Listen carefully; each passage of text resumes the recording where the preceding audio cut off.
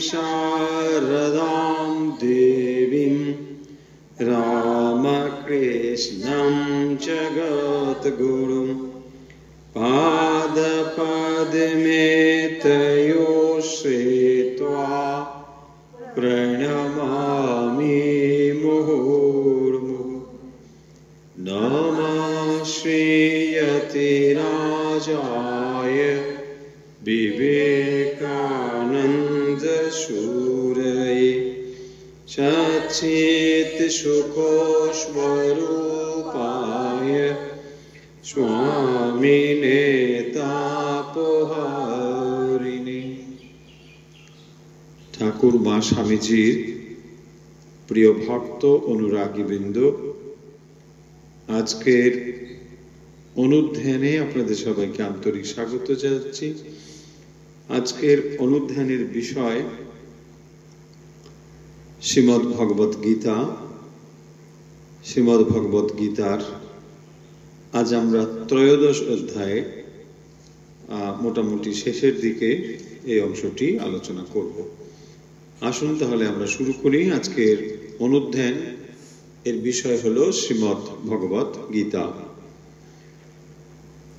বসুদেব সুতং দেবং কংসচাণূরমর্দনম দেবকী পরমানন্দম কৃষ্ণং বন্দে জগদ্গুরুম। শ্রীমদ্ ভগবত গীতার আমরা ত্রয়োদশ অধ্যায় প্রতিটি শ্লোক ধরে ধরে আলোচনা এ পর্যন্ত করেছি। এখন আমরা শেষের দিকের যে অংশ বাকি রয়েছে সেটি আজকে পড়ব এবং তারপর সমগ্র অধ্যায়টি নিয়ে আরেকবার আলোচনা করব। যেখানে আমরা আলোচনা করছিলাম এর আগের দিন, আপনাদের নিশ্চয়ই মনে থাকবে যে সেই অংশে বলা হচ্ছে কেন এই আত্মাকে, যিনি শরীরস্থ রয়েছেন, তবুও সেই শরীরস্থ আত্মাকে আমরা কেন দেখতে পাচ্ছি না, এবং তিনি দেহের মধ্যেই যদি থাকেন তাহলে তিনি সমস্ত সুখ দুঃখের সঙ্গে কেনই বা লিপ্ত হন না। যেখানে 32 নম্বর শ্লোকে বলা হচ্ছে যে অনাদিত্বাৎ, যার আদি নেই, অনাদিত্বাৎ নির্গুণত্বাৎ, ত্বাৎ মানে হলো হেতু, যে কারণের জন্য, তাই যার আদি নেই এবং যিনি নির্গুণ, নির্গুণত্বাৎ পরমাত্মা অয়ম অব্যয়ঃ, এই পরমাত্মা হচ্ছেন অব্যয়, কিন্তু তিনি শরীরে থেকেও শরীরস্থপি কৌন্তেয় ন করোতি ন লিপ্যতে, সেই আত্মা শরীরের সঙ্গে থেকেও কোনো কিছুর সঙ্গে সংযুক্ত নয়। ন করোতি, তিনি কিছু করেন না, আবার তিনি কোনো কিছুর দ্বারা লিপ্ত হন না। ন লিপ্যতে, কিসের দ্বারা লিপ্ত হয় না? তার মানে সুখ দুঃখের সঙ্গে লিপ্ত হন না, আবার তিনি নিজে কিছু করেনও না। অথচ তিনি অনাদি, তিনি নির্গুণ এবং অব্যয়, এই হলো পরমাত্মা সম্বন্ধে বলা হয়েছে। এখন বলছেন আরো একটু বিস্তৃতভাবে যে কেন তিনি ন করোতি ন লিপ্যতে। দেখুন, এই বিষয়গুলো বারবার আলোচনা হচ্ছে ভগবত গীতাতে, যেমন অন্যত্র এই বিষয়গুলি আলোচনা হচ্ছে, কিন্তু এই বিষয়গুলোর ভেতরে জটিলতা কোথায় যে যেহেতু এই জিনিসটি অত্যন্ত সূক্ষ্ম, তাই আমরা একবার দুবার চারবার পড়লেও বিষয়টি সম্বন্ধে ডাউট বা সন্দেহ থেকে যাচ্ছে। তাই এখানে বলছেন ভগবান, যথা সর্বগতম সূক্ষ্মাৎ আকাশম নোপলিপ্যতে সর্বত্রাবস্থিত দেহে তথাত্মা নোপলিপ্যতে। শ্লোক নম্বর 33। আমরা এই শ্লোকটি আজকে পড়ব। যথা সর্বগতম সূক্ষ্মাৎ আকাশম নোপলিপ্যতে সর্বত্রাবস্থিতো দেহে তথাত্মানোপলিপ্যতে।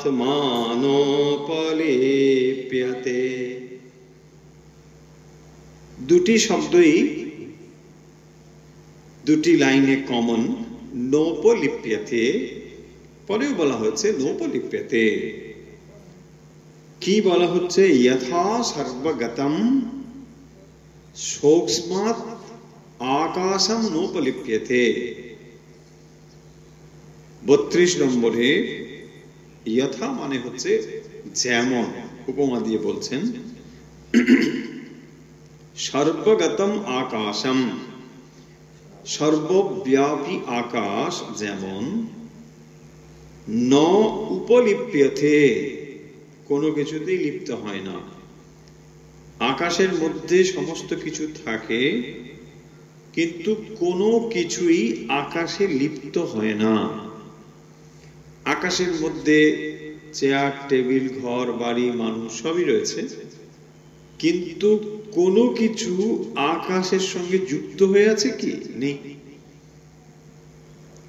তার মানে এর দ্বারা কোনোভাবে আকাশ যুক্ত হচ্ছে না, এই কথাটি বলছেন। যথা সর্বগতম, আকাশ যেমন সর্বব্যাপী হওয়া সত্ত্বেও তার ভেতরে যা অবস্থিত থাকে তার দ্বারা আকাশ কোনোভাবেই সংযুক্ত নয়। কেন? বলছেন সূক্ষ্মতা বশত, সূক্ষ্মাৎ, এটা সূক্ষ্ম বলে, সূক্ষ্ম বলে সেই জন্য এটা আমরা দেখব যে এটা কোনো কিছুর দ্বারা লিপ্ত হচ্ছে না। উপমা দিয়ে বোঝাচ্ছেন। সর্বত্র অবস্থিত দেহে তথা আত্মা নোপলিপ্যতে। দেখুন কি সুন্দর করে বলছেন, সর্বত্র অবস্থিতঃ। সর্বত্র মানে সব জায়গায়, অবস্থিতঃ মানে রয়েছে। তাহলে সর্বত্র অবস্থিত। দেখুন ভগবদ গীতা অনেক সহজ, একটু অর্থ করে পড়ে নিতে পারলে খুবই সহজ। সর্বত্র অবস্থিত, সব জায়গায় রয়েছে। দেহে, কোথায় রয়েছে? দেহে। দেহে সর্বত্র অবস্থিত। তথাত্মা, তথা মানে যেমন আকাশে সবকিছু রয়েছে, ন উপলিপ্যতে, একই রকম ভাবে তথা, একই রকম ভাবে দেহে, এই দেহে কে রয়েছে? আত্মা। আত্মা এই দেহে কোথায় রয়েছে? সর্বত্র অবস্থিত, সর্বত্র রয়েছে, অথচ ন উপলিপ্যতে, তার দ্বারা লিপ্ত হচ্ছে না। তাহলে সূক্ষ্মাৎ, এটা সূক্ষ্মতার জন্যে কোথাও কোনোভাবে লিপ্ত হচ্ছে না, যদিও এটি দেহের সর্বত্র রয়েছে। তাহলে আত্মা কোথায় আছে? দেহের সর্বত্র রয়েছে, অথচ সূক্ষ্মতা হেতু তাকে আমরা দেখতেও পাচ্ছি না, বুঝতেও পাচ্ছি না। সেইটাই বলেছেন যে যখন আমরা দেহের ভেতরে দেখছি তখন সর্বত্র তিনি থাকা সত্ত্বেও আমরা তাকে দেখতে পাচ্ছি না। কিরকম ভাবে পাচ্ছি না? শুধু এখানে দেখতে পাওয়ার কথা বলছেন না, বরং যেটা বলছেন সেটা হচ্ছে ন উপলিপ্যতে, তার দ্বারা কোনোভাবেই লিপ্ত হচ্ছে না। কারণ একটা জিনিস আর একটা জিনিস সঙ্গে থাকলে সাধারণত কি হবে, তার দ্বারা সেটা প্রভাবিত হয়ে যেতে পারে। আর ধরুন একটা যদি প্যাকিং করা হয়, কোনোটা জিনিসকে দিয়ে আপনি ওপরে একটা দিয়ে প্যাকিং করছেন, তাহলে প্যাকিংটা যদি আমি করি এর দ্বারা এটা প্রভাবিত হতে পারে। বলছে না না না, এটা এরকম ভাবে হবে না। দেহের মধ্যে তিনি সর্বত্র আছেন, কিন্তু দেহের কোনো কিছু তার উপরে বা তার কোনো কিছু এর উপরে পড়ছে না। কি অদ্ভুত ব্যাপার! সর্বত্র অবস্থিত দেহে তথা আত্মা ন উপলিপ্যতে। তাহলে আমরা 33 নম্বরের দুটো জিনিস নিশ্চয়ই বুঝতে পেরেছি। এখানে উপমা দিয়ে বলা হচ্ছে, যেমন সমস্ত কিছু আকাশে থাকা সত্ত্বেও সর্বগতম আকাশম ন উপলিপ্যতে। আকাশ সর্বত্র থাকলেও আকাশে যা কিছু আছে তা আকাশের দ্বারা আকাশ যেমন তা লিপ্ত না হয়, ন উপলিপ্যতে। সর্বত্র অবস্থিত দেহে, দেহে আত্মা সর্বত্র থাকা সত্ত্বেও আত্মা তার দ্বারা কোনোভাবে লিপ্ত হচ্ছে না। আমরা আগের দিন উপমা দিয়েছিলাম, আপনাদের মনে থাকবে, যে অগ্নির দ্বারা খাদ্য প্রস্তুত করা হচ্ছে, অথচ অগ্নি কোনোভাবেই খাদ্য প্রস্তুতের কোনো কিছুই সে জানে না। এই উপমা হলো আসলে জড় উপমা। এখানে যে অগ্নির কথা বলা হচ্ছে সেটি চেতন অগ্নি নয়, সেটা জড় অগ্নি। কিন্তু এখানে যে আত্মার কথা বলা হচ্ছে তিনি জড় নন, তিনি চেতন। সেই চেতন আত্মা দেহের সর্বত্র রয়েছে। দেহ মানে যত অবয়ব সংযুক্ত হস্ত পদ আদি, এর এমন নয় যে তিনি হাতে আছেন, পায়ে নেই, মাথায় আছেন, ওখানে, এরকম নয়। সব জায়গায় তিনি আছেন, এবং সব জায়গায় আছেন বলেই আপনি সমস্তকে আমি বলে উপলব্ধি করেন। যেখানে আপনি হাতে, এটা এটা আমার, এটা এটা এটা, সমস্ত পুরো দেহখণ্ডটির আপনি সর্বত্রই আমিকে অনুভব করছেন। প্রতিটি কোষের মধ্যেই আপনি আমিকে অনুভব করছেন যে আমি সব জায়গায় আছি, কিন্তু কোনো কিছুর দ্বারা তিনি লিপ্ত হচ্ছেন না। তাহলে যে দেহ এবং দেহি আত্মা, এই যে বিষয়, যা মানে বিষয় এবং দেহর সঙ্গে যে সংযুক্ত হয়ে যে জিনিসটি চলছে, এই পুরো ব্যাপারটি এর মধ্যে একটা ডিফারেন্স রয়েছে। সেটি এই অধ্যায়ের মূল বিষয়। একটি হলো ক্ষেত্র, ক্ষেত্রজ্ঞ, পুরুষ, প্রকৃতি, জ্ঞান, জ্ঞেয়। তার মানে একটি হলো জড় তত্ত্ব আর একটি চেতন তত্ত্ব। এই জড় এবং চেতনের ভেতরে যে তফাৎটি রয়েছে, এইটি জানার জন্যই এই অধ্যায়টি ভগবান বলছেন যে সবটাকে তুমি গুলিয়ে ফেলো না। দেহ এবং দেহি এই দুটোর মধ্যে তফাৎ তোমাকে জানতে হবে। কেন জানতে হবে? না, দুটোর ধর্ম পৃথক। দুটো ধর্ম কিরকম না, একটি হলো মরণশীল আর একটি জন্ম মৃত্যুর পারে, তার জন্ম হয় না, মৃত্যু হয় না, এবং সেটি হচ্ছে আত্মা, এবং সেটাই হচ্ছে তুমি। যত সময় পর্যন্ত এই আত্ম সম্বন্ধে তুমি সচেতন নও, তত সময় তুমি মরণশীলতার সঙ্গে যুক্ত হয়ে রয়েছ। কারণ দেহর সঙ্গে তুমি সংযুক্ত আছো বলেই দেহ যেমন যেমন তার বৈশিষ্ট্য, সেই বৈশিষ্ট্য তোমার নিজের বলে ভাবছো। এই হচ্ছে সোজা জিনিস। তাই এখানে এই তিনটি বিষয় নিয়েই অর্জুন প্রশ্ন করেছে, আর ভগবান তার উত্তর দিচ্ছেন। চলুন এর পরেরটি দেখি আমরা। যথা, পরের শ্লোক 34। यथा प्रकाशयत्येका कृत्स्नं लोकमिमं रविः क्षेत्रं क्षेत्री तथा कृत्स्नं प्रकाशयति भारत। শান্ত হয়ে বুঝতে পারে না, এই এক সমস্যা, মুশকিল। আমি তো বললাম বন্ধ হোক। 34 यथा प्रकाशयत्येका कृत्स्नं लोकमिमं रविः क्षेत्रं क्षेत्री तथा कृत्स्नं প্রকাশয়তি ভারত। কি বলা হচ্ছে? ভারত। অর্জুনকে সম্বোধন করে বলা হচ্ছে ভারত। হে ভারত,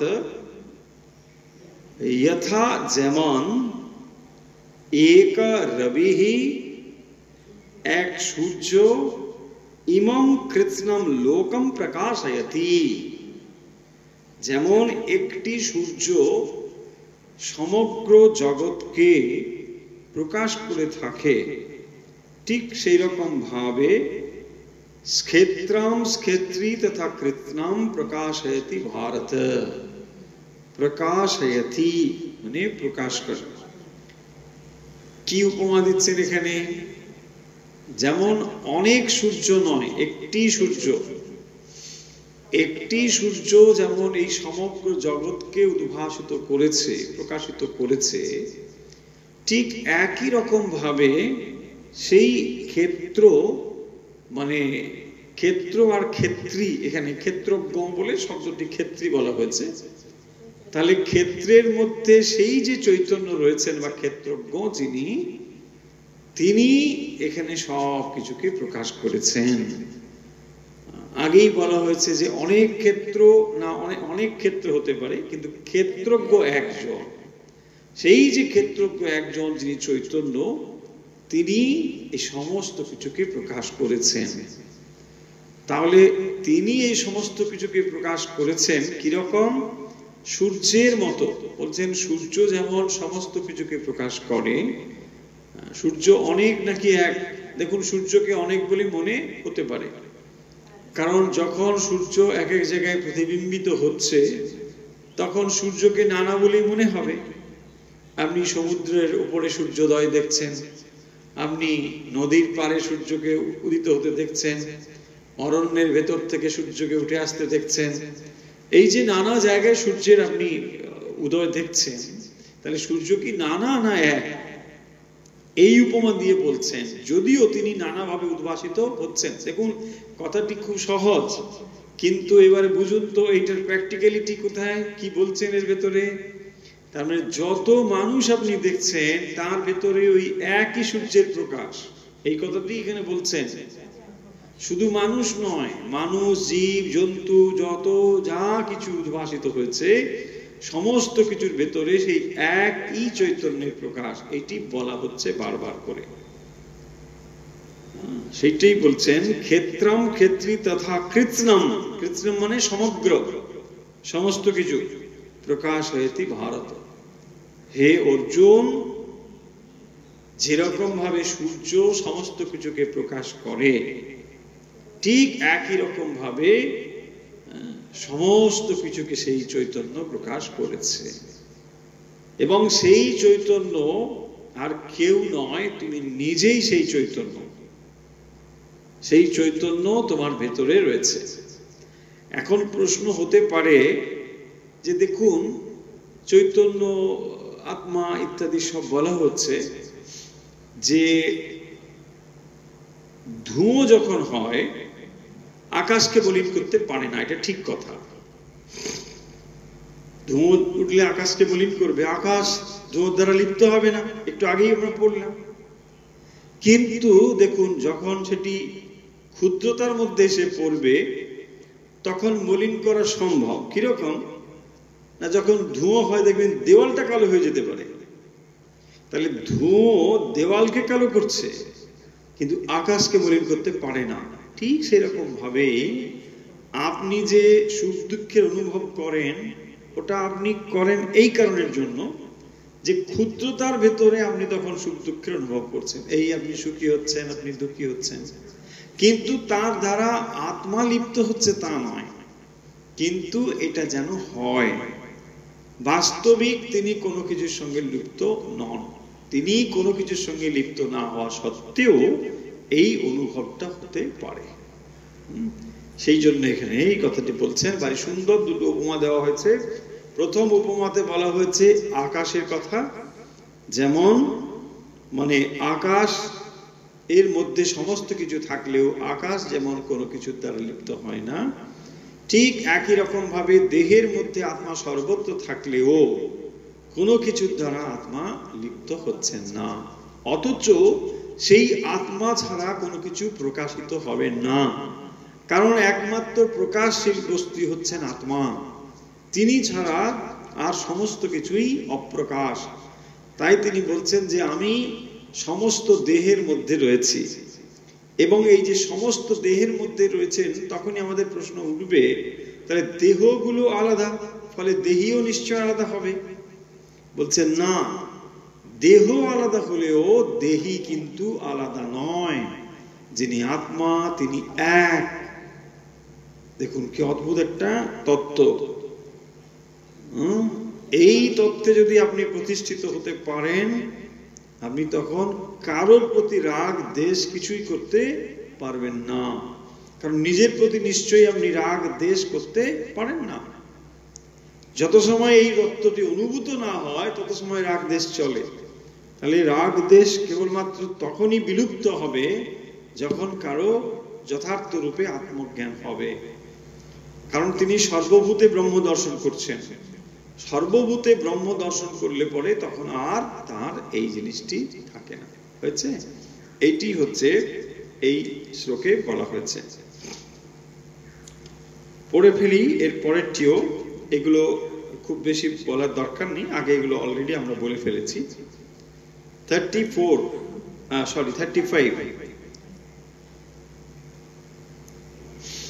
স্কেত্রাস্কেত্রাগয়োরেব অন্তরং জ্ঞানচক্ষুষা ভূত প্রকৃতি মোক্ষং চ ये विदुर्यान्ति ते परम। এই অধ্যায়ের শেষ শ্লোক কি বলা হচ্ছে? 35। দেখুন 35 নম্বর শ্লোক দেখুন। আগে আমরা এর অর্থ বুঝি। এর অর্থ বলছেন যে যারা যে এবং ক্ষেত্রাস্ক্ষেত্রাগয়োঃ অন্তরম, তাহলে ক্ষেত্র এবং ক্ষেত্রজ্ঞ এর যিনি অন্তরম, অন্তরম মানে প্রভেদ, এই বিভাগ, এটা যারা বোঝেন যা ভূত প্রকৃতি মোক্ষং চ, এবং ভূত সকলের এবং প্রকৃতির মোক্ষং চ জ্ঞান চক্ষুষা, জ্ঞান চক্ষুর দ্বারা মানে জ্ঞানের দ্বারা বিদুহু জানেন তে পরম ইয়ান্তি মানে পরম পদ প্রাপ্ত হন। তাহলে এই অধ্যায়ের শেষ শ্লোকটিতে কি বলা হচ্ছে না, যিনি এইটিকে জানেন, কি জানেন? ক্ষেত্র ক্ষেত্রজ্ঞয়োরেব অন্তরম জ্ঞান চক্ষুষা। তাহলে এটাকে কিভাবে জানা যাবে? অন্তরটা জানতে হলে জ্ঞান চক্ষু দরকার হবে, এই চক্ষু দিয়ে জানা যাবে না। ক্ষেত্র ক্ষেত্রজ্ঞ এই দুটোর তফাৎ জানতে গেলে ক্ষেত্রটা তো জানাই যাবে, কারণ ক্ষেত্র হচ্ছে দেহ, সেটা দৃশ্য দেখা যাবে, কিন্তু যেটি সর্বকালের দ্রষ্টা তাকে এই চোখ দিয়ে দেখা যাবে না। সেই জন্য বলছেন ক্ষেত্র ক্ষেত্রজ্ঞয়োরেব অন্তরম জ্ঞান চক্ষুষা। অন্তরম মানে তফাৎ, এ দুটোর মধ্যে যে তফাৎ, কারণ একটি হলো জড়, একটি হলো চেতন, একটি মৃত হবে, একটি অমর, মৃত্যু হবে না। তাহলে মানুষ একমাত্র অমর হতে পারে কখন? না, যখন মৃত্যুহীন সত্তার সঙ্গে সে যুক্ত হতে পারে, তাকেই বলা হয় মুক্তি বা তাকেই বলা হয় মোক্ষ লাভ। কারণ যত সময় পর্যন্ত মানুষ ক্ষুদ্রতার সঙ্গে যুক্ত রয়েছে তত সময় তার মুক্তি অসম্ভব। ক্ষুদ্রতা হলো এই দেহ বোধের সঙ্গে যুক্ত থাকা। তাই দেহবোধের সঙ্গে যুক্ত যত সময় মানুষ রয়েছে তত সময় সে মরণশীল। দেহবোধের উন্নত হলে পরে দেহবোধ থেকে কেবল তখনই সে জন্ম মৃত্যুর পারে যেতে পারে, তাকে বলে মোক্ষ লাভ। তাই বলছেন ক্ষেত্র ক্ষেত্রজ্ঞয়োরেব অন্তরম জ্ঞান চক্ষুষা, এই জ্ঞান চক্ষুর দ্বারা ভূত প্রকৃতি মোক্ষঞ্চ ये विदुर यान्ति ते परम, ये विदुः যিনি জানেন, यान्ति ते परम यान्ति, যিনি এই জ্ঞান প্রাপ্ত হয়েছেন বা যিনি এটি জানেন তিনি পরম পদ প্রাপ্ত হন। পরম পদ প্রাপ্ত মানে কি? দেখুন কতগুলো শব্দ এই আত্মজ্ঞান মোক্ষ লাভ সম্বন্ধে বলা হয়। যদি সম্ভব হয় শব্দগুলো নোট করে নিতে পারেন, বোর্ডে জায়গা নেই বলে আমি লিখতে পারলাম না। এক হচ্ছে আত্মদর্শন, মানে এরকম অনেক শব্দ রয়েছে, তার মধ্যে কতগুলো শব্দ খুব কমন, সেইগুলো বলা হচ্ছে। আত্মদর্শন বললে যা বোঝায়, ব্রহ্মস্বরূপতা প্রাপ্তি বললে সেই একই জিনিসকেই বোঝায়। তৃতীয় সর্বভূতে আত্মৈক্য দর্শন, এও সেই একই জিনিস। দেহাত্ম বিবেক, দেহ এবং আত্মার বিবেক একই জিনিস। পুরুষ প্রকৃতি বিবেক, এও একই জিনিস। ব্রহ্মজ্ঞান, সেও একই জিনিস। পরমেশ্বর দর্শন একই জিনিস, বা মোক্ষ লাভ একই জিনিস। শব্দগুলো পরপর আরেকবার বলে দিই। শব্দগুলো হচ্ছে আত্মদর্শন, ব্রহ্মস্বরূপতা প্রাপ্তি, সর্বভূতে আত্মৈক্য দর্শন, দেহাত্ম বিবেক, পুরুষ প্রকৃতি বিবেক, ব্রহ্মজ্ঞান, পরমেশ্বর দর্শন এবং মোক্ষ লাভ। এই রকম শব্দগুলোই বারবার ঘুরে ঘুরে আসবে, কিন্তু একই অবস্থাকে বোঝানো হচ্ছে। যে অবস্থা হলো আসলে কি না, এই দুটোর মধ্যে যিনি তফাৎকে বুঝতে পারেন তিনি হচ্ছেন এই পরম পদ প্রাপ্ত হন। কোন দুটো তফাৎ? ক্ষেত্র এবং ক্ষেত্রজ্ঞ। এখন আমরা কিরকম অবস্থায় রয়েছি? সাধারণ অবস্থায় আমরা ক্ষেত্র এবং ক্ষেত্রজ্ঞের তফাৎটাকে বুঝি না। ক্ষেত্র এবং ক্ষেত্রজ্ঞের তফাৎ বুঝি না। আমরা নিজেদেরকে ক্ষেত্রজ্ঞ মনে করি, কারণ আমি এই দেহটাকে জানি বলে মনে করি। এই যে আমি জানি বলে বলছি, এইটি হচ্ছে জ্ঞানের বিষয়। যিনি জ্ঞান, তিনি জ্ঞানের বিষয় হতে পারেন না। সেই কারণের জন্য আমরা যেটা জানি বলে বলি, এইটিকে বিষয়ীভূত করে জানি। বিষয়ীভূত করে জানাটা জানা নয়, কারণ যিনি দ্রষ্টা তিনি কখনো দৃশ্য হতে পারেন না। তিনি সর্বকালের দ্রষ্টা, তিনি সর্বকালের সাক্ষী স্বরূপ, তাই তিনি কখনোই দৃশ্য হতে পারেন না। যাই হোক, এই বিষয়গুলো এই অধ্যায়ে আলোচনা করা হলো, যেখানে এই দুটোর মধ্যে কেন সূক্ষ্ম, কেন আমরা এই দুটোকে সহজভাবে বুঝতে পারি না, তা উপমা দিয়ে এখানে বোঝানো হয়েছে। যেমন আকাশে সমস্ত কিছু থাকলেও আকাশের কোনো কিছুর দ্বারা প্রভাবিত হয় না, আকাশ সম্পূর্ণ নির্লিপ্ত থাকে। আপনি এই জায়গার ভেতরে চেয়ার রাখুন, টেবিল রাখুন, ফুল রাখুন, মালা রাখুন, কিছুই এসে যায় না। এর দ্বারা আকাশ কোনোভাবে প্রভাবিত হবে না। ঠিক সেই রকম ভাবে আরেকটি উপমা দিয়ে বলছেন, যেমন সূর্য সমস্ত কিছুকে উদ্ভাসিত করলেও সূর্য কোনো কিছুর দ্বারা প্রভাবিত হয় না। শ্রীরামকৃষ্ণ উপমা দিয়েছেন, এক আলোতে কত কিছু হচ্ছে, আলো সব কিছুকেই প্রকাশিত করছে।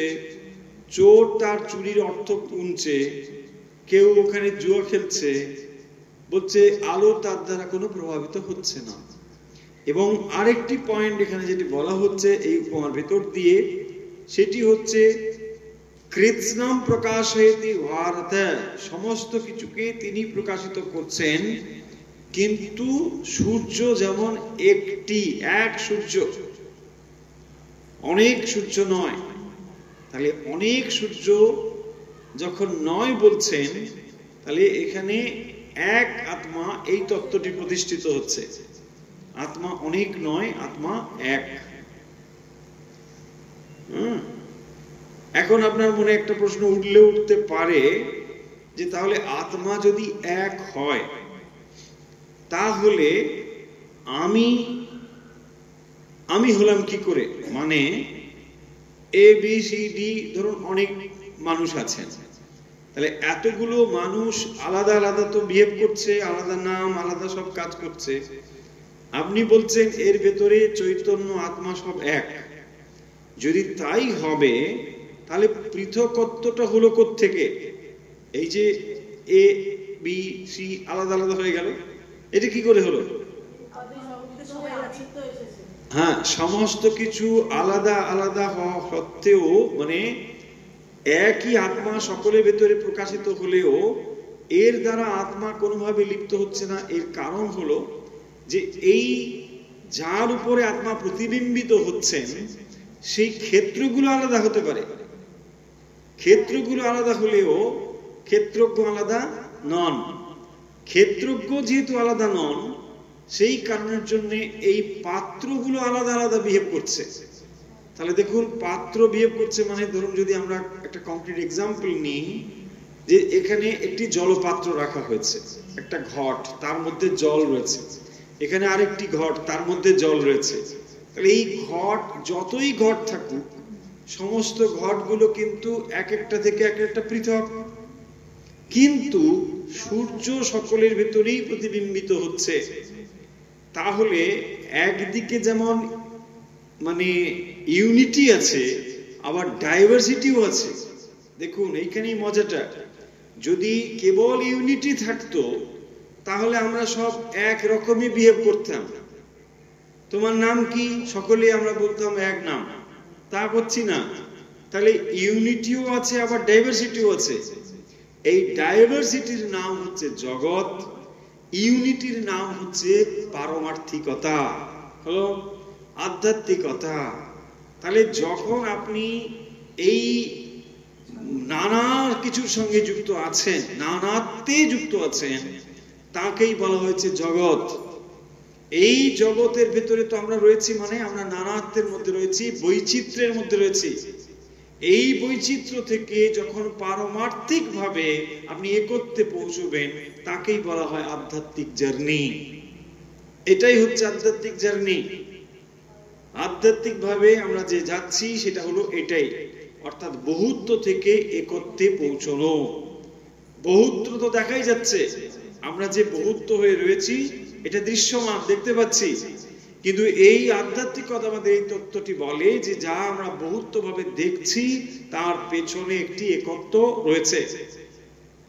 সেই সূর্যই তিনি প্রকাশিত হয়েছেন। দেখুন কিভাবে, যে আমরা উদাহরণ দিচ্ছি ঘটের, এই ঘটের কারণও সেই সূর্য। কারণ সূর্যই থাকার ফলে বায়ুমণ্ডলে বৃষ্টিপাত হয়েছে, মাটি তৈরি হয়েছে, সেই মাটি থেকে পরবর্তীতে ঘট তৈরি হয়েছে, সেখানেই সেটা প্রতিবিম্বিত হয়ে পড়ছে। দেখুন সবই হচ্ছে সেই তার দ্বারাই এটা তৈরি হয়েছে। আবার সমস্ত কিছুর দ্বারা সেই চৈতন্য প্রতিবিম্বিত হওয়ার পরেও তিনি কিন্তু সত্য স্বরূপ সূর্য, একেবারে অপরিবর্তনীয় ভাবে চিরকাল রয়েছেন। তাহলে যেটা দাঁড়ালো এত কথার ভেতর থেকে, যে সূর্য ইনডিপেন্ডেন্টলি থাকতে পারে, সূর্য ইনডিপেন্ডেন্টলি থাকতে পারে, নিরপেক্ষ ভাবে থাকতে পারে, কিন্তু জীবের অস্তিত্ব নিরপেক্ষ ভাবে থাকা সম্ভব নয়, তাই না? জীব কখনোই নিরপেক্ষ থাকতে পারবে না। নিরপেক্ষ মানে আমি বলছি ইন্ডিপেন্ডেন্টলি, মানে আপনার সত্তা সূর্যের সত্তায় যেমন প্রকাশিত হচ্ছে, ঠিক একই রকম ভাবে সূর্য কিন্তু আপনি ছাড়াও থাকতে পারে। যে সূর্যের প্রতিবিম্ব অনেকগুলো ঘটে প্রতিবিম্বিত হচ্ছে, আমি যদি এক একটি করে ঘট ভেঙে দিই তাহলেও সত্য স্বরূপ যে সূর্য সে থাকবে। অথচ যদি এই সূর্যকে আমি সরিয়ে দিই তাহলে আর কি কিছু থাকবে? আর কিছুই থাকবে না। দেখুন, তাহলে জীবের অস্তিত্ব ভগবানের অস্তিত্বের উপর নির্ভরশীল, কিন্তু ভগবানের অস্তিত্ব জীবের উপর নির্ভরশীল নয়। হলো, এই জিনিসগুলি আমাদের মনে রাখতে হবে। মানে আমরা চন্দ্র আছি, সূর্য হব, তাই না? চন্দ্র আছি, সূর্য হব। চন্দ্রের নিজস্ব আলো নেই, ঠিক এই। আর নিজস্ব আলোয় যদি আপনি আলোকিত না হন, তাহলে কোনো লাভ আছে? সুখ আছে? কোনো সুখ নেই। কারণ যে কোনো সময় সূর্য বলবে আলো নিভিয়ে দেবো, ব্যাস আপনার ঘর অন্ধকার, তাই না? এই তো হবে। যার নিজস্ব আলো থাকবে তার স্বাধীনতা আছে। সেই জন্য তো কি করে, আপনি কখনো জন্মগ্রহণ করলেন, কখনো বলছেন না এখন আলো না, আলো আমি অফ করে দেবো, ব্যাস অফ করে দিন। বলছে কি হলো না, আমার বউ মারা গেছে। দেখুন কি কাণ্ড! আলো জেলে দেবার কি মানে, নিভে দেবার কি মানে? আপনি কেন করছেন? ওই কি করবো, আমার আলো। দেখুন কি সাংঘাতিক ব্যাপার। এইবারে আপনি যদি জ্ঞান লাভ করে সেই পর্যন্ত পৌঁছন, তারপরে ব্যাস সূর্য বলছে তোমার দাদাগিরি বন্ধ। কেন না, আমি এখন জ্ঞান লাভ করেছি, তুমি যখন তখন আলো বন্ধ করতে পারবে না, আমি নিজেই আলো স্বরূপ হয়েছি, তাই না? দেখুন ব্রহ্মজ্ঞান হলো এটাই। তাহলে আপনি আলোর স্বরূপ যখন হয়ে যাচ্ছেন, তখন আর তার না আছে ডোবা, না আছে ওঠা, তাই না? উদয় অস্ত কিছুই নেই, সর্বদাই আপনি বিদ্যমান। সেই জিনিসটি বলেছে। চলুন তাহলে এখন যতটুকু সময় রয়েছে আমরা পুরো জিনিসটিকে, এই অধ্যায়টিকে সামাপ করব। আগেই বলেছিলাম যে আমরা ত্রয়োদশ অধ্যায়টি আর একবার সামাপ করব প্রথম থেকে। টোটাল এখানে শ্লোক রয়েছে 34, কারো কারো 35। কি রয়েছে এখানে একেবারে শুরুর দিকে দেখুন, একবার পাতা উল্টে নিন, তাহলে বুঝতে সুবিধা হবে। 1 to 6 ক্ষেত্র ক্ষেত্রজ্ঞ এই ব্যাপারটি নিয়ে বলা হয়েছে, একদম 1 থেকে 6 পর্যন্ত। প্রথমেই যেখানে এই শ্লোকটি রয়েছে যে বইতে, সেখানে বলা হচ্ছে প্রকৃতি পুরুষ, ক্ষেত্র ক্ষেত্রজ্ঞ এবং জ্ঞান জ্ঞেয়, এই ব্যাপারটি অর্জুন জানতে চেয়েছেন। তার উত্তরে ভগবান অত্যন্ত সহজভাবেই বলেছেন যে শরীরম ক্ষেত্রম ইতি অবিধীয়তে, শরীরটাকে ক্ষেত্র বলে জানবে। ক্ষেত্রে কি হয়, ক্ষেত্র মানে কি? এমনি ভাষায় ক্ষেত্র মানে হচ্ছে জমি। ক্ষেত্রে আমরা সবজি চাষ করছি। তাহলে দেখুন, যখন আপনি ক্ষেত্রে কোনো একটা সবজি চাষ করেন, সেই ক্ষেত্রের বৈশিষ্ট্য না সবজির বৈশিষ্ট্য? পয়েন্টটা হচ্ছে যে ক্ষেত্রের কোনো বৈশিষ্ট্য নেই, ক্ষেত্রীর বৈশিষ্ট্য। কিরকম? একই ক্ষেত্রে আপনি ছোলা ফেলে দিন, ছোলা হবে, ওখানে সর্ষে ফেলে দিন, সর্ষে হবে। তাহলে বৈশিষ্ট্যটা কি ক্ষেত্রের মধ্যে রয়েছে না ক্ষেত্রীর মধ্যে রয়েছে? ক্ষেত্রী বা ক্ষেত্রজ্ঞ বীজের মধ্যে রয়েছে। ওই মাটি তো একই, তাই না? এইটাই ভগবান বলছেন যে দেহটা নানা রকম দেখাচ্ছে বটে, কিন্তু আসল কাজটি করছে দেহি, মানে যিনি ক্ষেত্রজ্ঞ আত্মা। বীজ, আমি বীজ, ভগবান বলছেন। দেখুন বীজটি তফাৎ করে দেয়। এখানে একটা বট গাছের দানা ফেলে দিন, কদিন পরে বিশাল এক বট গাছ হয়ে গেছে। তাহলে যে ছোট দানাটা বিশাল একটা হলো, কিন্তু আপনি অন্য একটা কিছু পেলুন, সেটা ওরকম তার মতোই হবে, বট গাছ কি আর হবে? হবে না। তাহলে বৈশিষ্ট্য রয়েছে কার ভেতরে? ক্ষেত্রের ভেতরে নয়, ক্ষেত্রজ্ঞর ভেতরে। এইটি ভগবান বলছেন। তাহলে শরীরম ক্ষেত্রম ইতি অবিধীয়তে, এখানে শরীর মানে নট দিস হিউম্যান বডি, সমস্ত কিছুই ক্ষেত্র। এতদ ইয় ব্যক্তি প্রাহু ক্ষেত্রজ্ঞা ইতি তদ্বিদাহ, এইটাকে যিনি জানেন। কে জানেন? তাহলে যিনি জানেন তিনি একটা সেন্সিয়েন্ট জিনিস, তিনি চেতন জিনিস। সেই যে জানেন তিনি চৈতন্য, তিনি হচ্ছেন আত্মা। তারপরে বলছেন ক্ষেত্রজ্ঞ চাপি মাং বিদ্ধি সর্বক্ষেত্রেষু ভারত, এই সমস্ত ক্ষেত্রে যিনি ক্ষেত্রজ্ঞ, তিনি অনেক নয়, এক। তারপরে এই কথাগুলো এখানে বলেছেন, যৎ তৎক্ষেত্রম যদাত্রিক্চ যদ বিকারি যৎ সজো যৎ প্রভাবস্য তৎ সমাসেন মেষ্যুম। আমি সংক্ষেপে তোমাকে এটা বলছি, তুমি ব্যাপারটা শোনো। তারপরে বলেছেন ঋষিভীর বহুধা গীতম ছন্দবীর বিবিধৈ পৃথক ব্রহ্মসূত্র পদেশৈব হেতু মদভীর বিনিশ্চিতেই। এইভাবে 6 নম্বর পর্যন্ত যেটি বলা হয়েছে সেটি কিভাবে এই প্রকৃতি থেকে ইন্দ্রিয়াণী তৈরি হয়েছে এবং এই ক্ষেত্র কিভাবে তার যে আরো বিস্তৃতি এটা বলা হয়েছে। মহাভূত অহংকার বুদ্ধি অব্যক্তমেবচ ইত্যাদি এই শ্লোকের ভেতর দিয়ে। তার মানে 7 থেকে 11 নম্বরের মধ্যে দেখবেন এই সমস্ত বিষয়গুলো এখানে বলা হচ্ছে, যে যাতে এর বিকারগুলো সম্বন্ধে 7 নম্বরে বলে। তারপরে 8 থেকে মূলত আমরা 11 পর্যন্ত, 7 থেকে ওখানে 11 বা কোনো কোনো বইতে 8 হবে, সংখ্যাটা একটু এদিক ওদিক হবে, আপনারা নিশ্চয়ই বুঝতে পেরেছেন। 7 থেকে মানে ওই অমানিত্যম থেকে আর কি।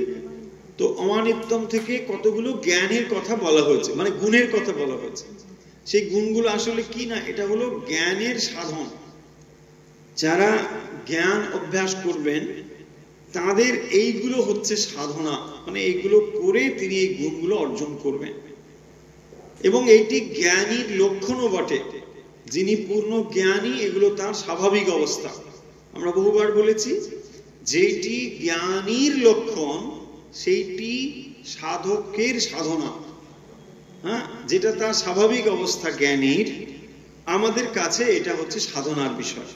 এই বলে এখানে 20টি গুণের কথা বলা হয়েছে, অমানিত্যম অদম্ভিত্যম ইত্যাদি। এই গুণগুলোকেই একেবারে একসঙ্গে কি বলা হয়েছে না, এইগুলোকেই জ্ঞান বলা হয়েছে। যে গুণগুলো, কারণ এই গুণগুলো অর্জন করা মানেই জ্ঞান লাভ করা, এভাবেই এই কথাগুলো এখানে বলা হয়েছে। কারণ দেখুন 11 বা 12 নম্বর হবে যার যার বইতে যেরকম। এতৎ জ্ঞানমিতি প্রোক্তম অজ্ঞানম যদন্যথা, এইগুলোকেই জ্ঞান বলা হয়েছে। যেখানে এগুলো উল্লেখ করা হয়েছে। তারপরে এই পর্যন্ত এটা বলা হয়ে গেল। এরপরে 13 নম্বর থেকে বা কোনো কোনো বইতে 12 নম্বর থেকে যেরকম যেরকম হবে, সেখান থেকে 12 to 18 বা 13 to 19 সেখানে বলা হচ্ছে যে জ্ঞেয়ম যৎ প্রবক্ষ্যামি। তার মানে এবারে জ্ঞেয় তত্ত্ব কি এটা বলা হচ্ছে, কোনটি জ্ঞানের বিষয় হবে। মূলত ভক্তির অবলম্বন করেই জ্ঞানের বিষয়গুলো কি হবে সেটা আলোচনা করা হয়েছে এই শ্লোকগুলোর মধ্যে। তারপরে আমরা কি দেখব, যে 19 থেকে 23 বা 20 থেকে 24 যেরকম যেরকম হবে যার যার বইতে। হ্যাঁ, সেখানে কি বলছেন না, প্রকৃতি এবং পুরুষের বিবেক। প্রকৃতিম পুরুষঞ্চৈব বিদ্যানাদি উভাববি বিকারাংশ গুণাংশৈব বিদ্ধি প্রকৃতি সম্ভবান। এগুলো ইন ডিটেলসে আমরা আলোচনা করেছি, জাস্ট সাম আপ করে নিচ্ছি বলেই আমরা আরেকবার বলছি। যেখানে 20 নম্বর থেকে 24 নম্বর পর্যন্ত বা কারো কারো বইতে 19 থেকে 23 হবে, একটা সংখ্যা এদিক ওদিক হবে, আগেই বহুবার বলেছি। তাতে প্রকৃতি এবং পুরুষের বিবেক নিয়ে কথা হয়েছে। আবার এর পরবর্তী শ্লোকগুলোতে অর্থাৎ 24 থেকে 25 বা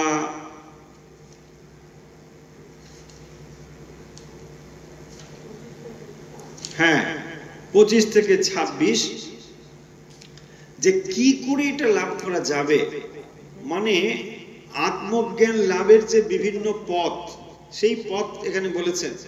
তাহলে মূলত এখানে ক্ষেত্র, ক্ষেত্রজ্ঞ, প্রকৃতি, পুরুষ, জ্ঞান, জ্ঞেয় এসব বলা হয়ে গেল। তারপরে বলছেন ধ্যানেন আত্মনি পশ্যন্তি কেচিৎ আত্মনাত্মনা। ধ্যানের দ্বারা লাভ করা যাবে, অন্যে সাংখ্যে না যোগে না, মানে আরো যে পদগুলো রয়েছে, সাংখ্যের দ্বারা হতে পারে, কর্মযোগের দ্বারা হতে পারে, যোগের দ্বারা হতে পারে, এই সমস্ত বিষয় মানে অর্থাৎ আত্মজ্ঞান লাভের বিভিন্ন পথ নিয়ে আলোচনা করা হয়েছে। কত নম্বর শ্লোক?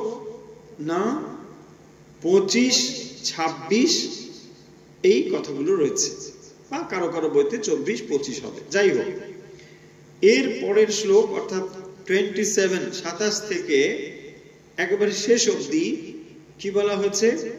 সেখানে বলা হয়েছে যে এই নানাত্বের মধ্যে কি করে একত্ব দর্শন, এটি হচ্ছে মূল বিষয়। 26 টু বা 27 ধরুন, 27 to 35 একবার এন্ড অবধি এই বিষয়টি সেখানে বলা হচ্ছে, এই নানাত্বের মধ্যে কি করে একত্ব দর্শন হবে। সমম সর্বেষু ভূতেষু তিষ্ঠন্তম পরমেশ্বরম, সেই পরমেশ্বর সমম সর্বেষু ভূতেষু তিষ্ঠন্তম, সমস্ত কিছুর ভেতরে তিনি সমভাবে অবস্থান করছেন। বিনশ্যৎসু অবিনশ্যন্তম ইয়া পশ্যতি স পশ্যতি, তার মানে ওই নানাত্বের মধ্যে যে একত্ব দর্শন, সেই একত্ব দর্শনের কথা এই শ্লোক নম্বর 27 থেকে একেবারে 35 পর্যন্ত বলা হচ্ছে। বিশেষ করে 35 এ এসে যে কথাটি বলা হচ্ছে, মোক্ষ লাভ কি করে, এই মোক্ষ লাভ হবে না যখন এই তিনটে জিনিসের মধ্যে তফাৎটা আমরা বুঝতে পারবো। তাকেই বলা হয়েছে বিবেক দর্শন, তাকেই বলা হচ্ছে আত্মজ্ঞান দর্শন, তাকেই দেহাত্ম বিবেক, পুরুষ প্রকৃতি বিবেক, ব্রহ্মজ্ঞান লাভ ইত্যাদি নানা শব্দে বলা হয়েছে। তাহলে যত সময় পর্যন্ত দেহি এবং দেহ এই দুটোর মধ্যে আমরা তফাৎ করতে না পারবো, তত সময় পর্যন্ত আমাদের এই কনফিউশনটা যাবে না। কারণ এই কনফিউশন আছে, আপনি যত সময় পড়ুন না কেন তবু আপনার মনে হবে যে কোথায় আত্মা, কিভাবে আছে, যদি থাকে আমি কেন দুঃখ অনুভব করছি, আমার কেন এত দুঃখ হয়। যদি আত্মা তিনি দুঃখের বাইরে, তার কোনো শোক নেই, তার কোনো দুঃখ নেই, জরা নেই, মৃত্যু নেই, ব্যাধি নেই, কোনো কিছু নেই, কিন্তু আমি তো তা অনুভব করি, তাহলে আমি কেন অনুভব করছি? জীবাত্মা অনুভব করছে, তার জন্ম আছে, মৃত্যু, জরা, ব্যাধি সব রয়েছে, অথচ আত্মা তার কোনো কিছু নেই। এই তত্ত্ব পূর্ণ জ্ঞান না হওয়া পর্যন্ত এই কনফিউশন থাকবে। যতই আপনি শাস্ত্র জ্ঞান পাঠ করুন না কেন, শুনুন না কেন, থাকবে। সেই কারণের জন্যই প্রতিটি ধর্মের যেটি মূল কথা সেটি হচ্ছে অনুভব বা রিয়েলাইজেশন। রিয়েলাইজেশন না পর্যন্ত এই কথাগুলো আপনি কেবল তত্ত্ব তো জানলেন, কেবল এটি শুনলেন, জানা হলো, কিন্তু এটা বিশেষ রূপে অনুভূত না হলে সেটা বিজ্ঞান হবে না।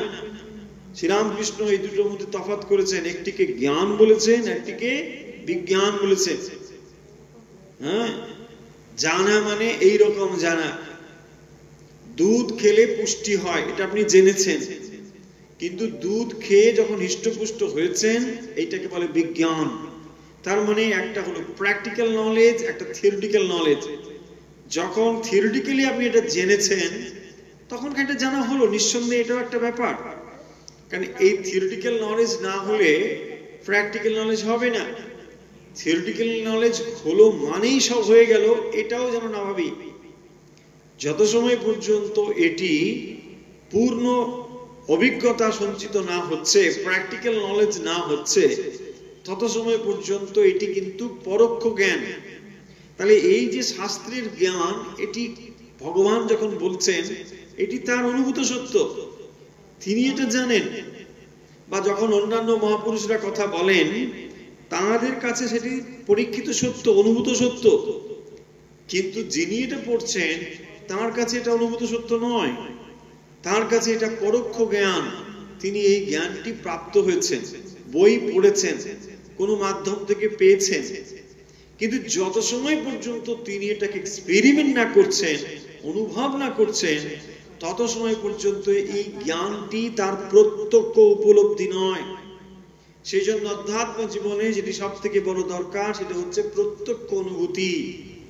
সেই অনুভূতির সোপান স্বরূপ হচ্ছে এই জ্ঞানগুলি যা আমরা শাস্ত্র মুখে পড়ছি। সেই অনুভূতির রাস্তা কোন দিকে দিয়ে নিয়ে যেতে হবে, তার একটি দিক দর্শন কিন্তু এই শাস্ত্রগুলো আমাদের দিয়ে থাকে।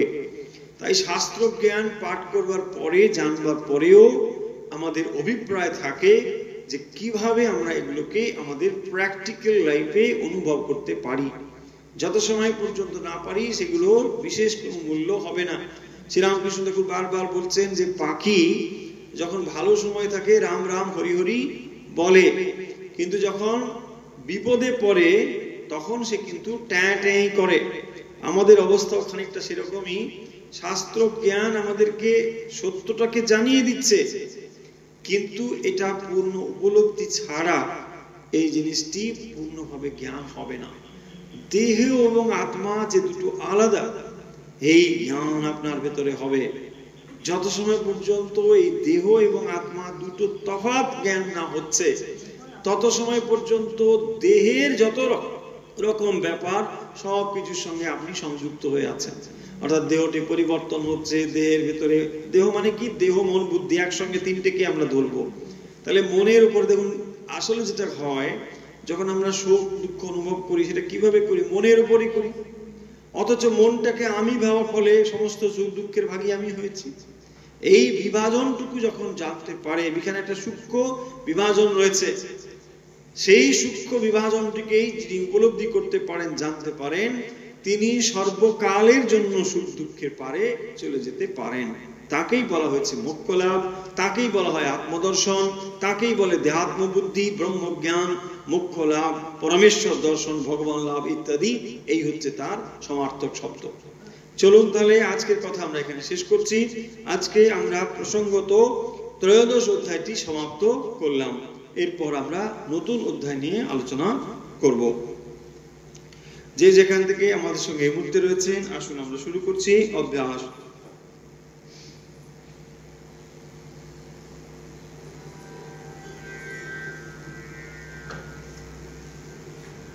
যে যেখান থেকে আমাদের সঙ্গে এই মুহূর্তে রয়েছেন, আমরা শুরু করছি অভ্যাস। শ্বাস বাম দিকে নিন ও ধীরে ধীরে শ্বাস ডান দিকে ছেড়ে দিন।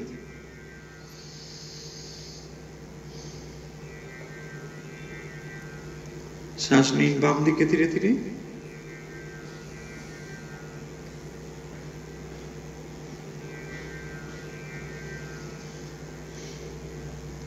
শ্বাস বাম দিকে নিন ও ধীরে ধীরে শ্বাস ডান দিকে ছেড়ে দিন।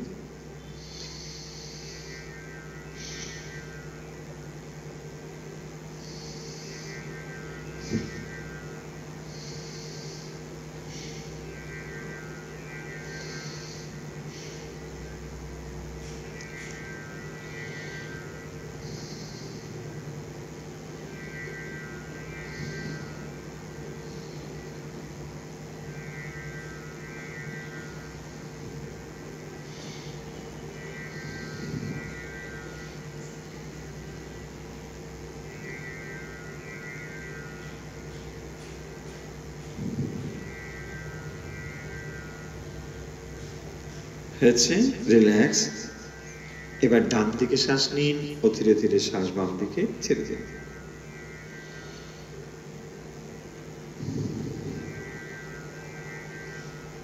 শ্বাস ডান দিকে নিন ও বাম দিকে শ্বাস ছেড়ে দিন।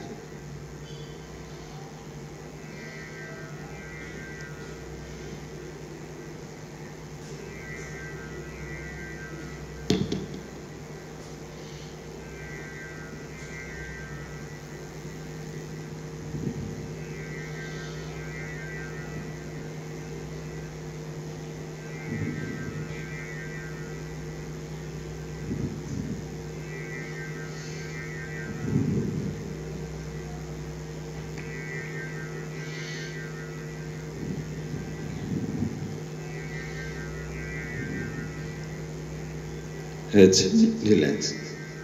এখন নাক দিয়ে শ্বাস নেব, ধীরে ধীরে শ্বাস মুখ দিয়ে ছেড়ে দেব।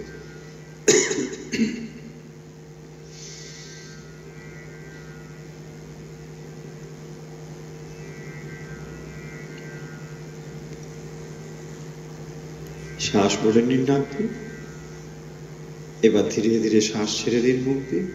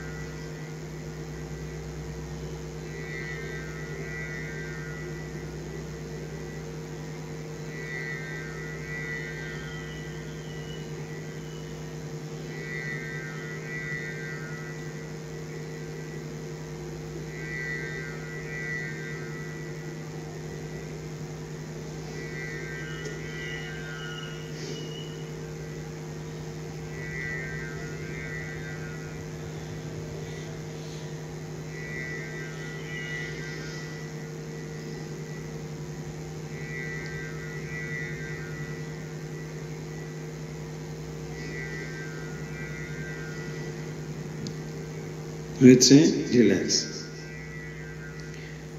এখন সমবেতভাবে করব ওঙ্কার। যে যেখান থেকে আমাদের সঙ্গে মূর্তি অভ্যাস করছেন, আমরা এখন ওঙ্কার করব একসঙ্গে। মেরুদণ্ড সোজা রেখে বসুন, চোখের পাতা বন্ধ করে দিন, হাত দুটো জ্ঞান মুদ্রায় রাখুন হাঁটুর উপর।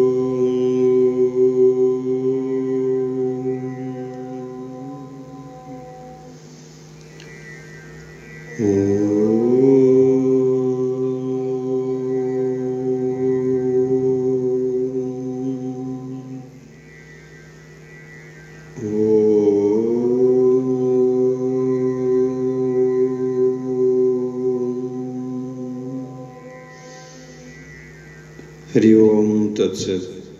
ধীরে ধীরে চোখের পাতা মেলুন, হাত নাড়ুন, পা নাড়ুন, হাত দুটো ঘষে চোখে ও মুখে স্পর্শ করে দিন। আজকের মতো অনুধ্যান অভ্যাস এখানে শেষ হলো। এখন সমবেতভাবে করব রামকৃষ্ণ শরণম।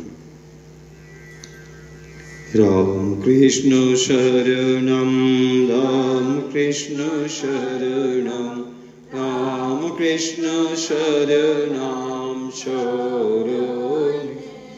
জয় জয় রামকৃষ্ণ শরণম, রামকৃষ্ণ শরণম, রামকৃষ্ণ শরণম শরণে। কৃপাহি কেবলম, কৃপাহি কেবলম, কৃপাহি কেবলম।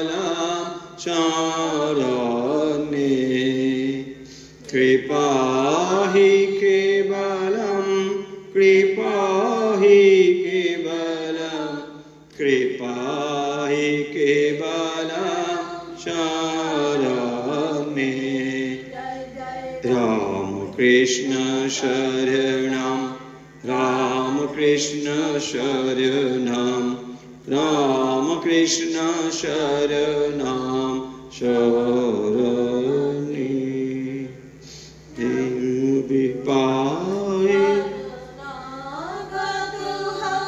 शरणागतोऽहं, शरणागतोऽहं, शरणागतोऽहं,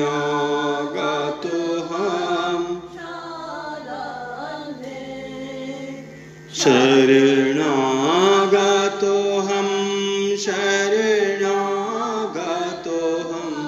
शरणागतोऽहं शरणे। राम कृष्ण शरणं, राम कृष्ण शरणं, राम कृष्ण शरणं शरणे। नमो श्री गुरवे, नमो श्री गुरवे, नमो श्री गुरवे, नमो नमो। नमो श्री गुरवे, नमो श्री गुरवे, नमो श्री गुरवे, नमो नमो। जय जय राम कृष्ण शरणं, राम कृष्ण शरणं, राम कृष्ण शरणं राम कृष्ण राम कृष्ण जय जय राम कृष्ण, राम कृष्ण राम कृष्ण जय जय राम कृष्ण, राम कृष्ण राम कृष्ण जय जय राम कृष्ण, राम कृष्ण राम कृष्ण जय जय राम कृष्ण। राम कृष्ण शरणं, राम कृष्ण शरणं, राम कृष्ण शरणं शरणे। जय राम कृष्ण शरणं, राम कृष्ण शरणं, राम कृष्ण शरणं शरणे। जय श्री गुरु महाराज,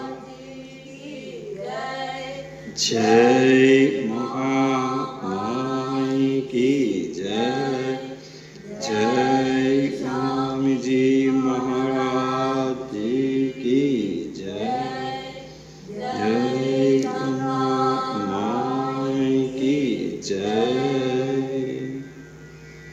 আজকের মতো অনুধ্যান অভ্যাস এখানেই শেষ হলো। এখন সময় আজকের প্রশ্নের। আজকের প্রশ্ন হলো,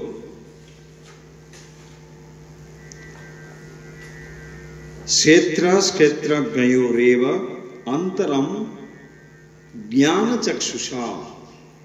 প্রশ্ন হলো জ্ঞান চক্ষুষা কথার অর্থ কি? উত্তর পাঠিয়ে দিন হোয়াটসঅ্যাপে, আমাদের হোয়াটসঅ্যাপ নম্বর 9909859660। তাহলে আজকের মতো বিদায় নিচ্ছি। যে যেখান থেকে আমাদের সঙ্গে যুক্ত রয়েছেন ঠাকুর মা স্বামীজির ভক্ত অনুরাগী, আপনাদের সকলের শারীরিক মানসিক ও আধ্যাত্মিক বিকাশ প্রার্থনা করে যে প্রার্থনা নিত্য করি আজও সেই প্রার্থনা করছি। সর্বত্র সুখিনো সন্তু, সর্বে সন্তু নিরাময়া, সর্বে ভদ্রাণি পশ্যন্তু, মা কশ্চিৎ দুঃখ ভাগ ভবেৎ। ওম শান্তি, ওম শান্তি, ওম শান্তি।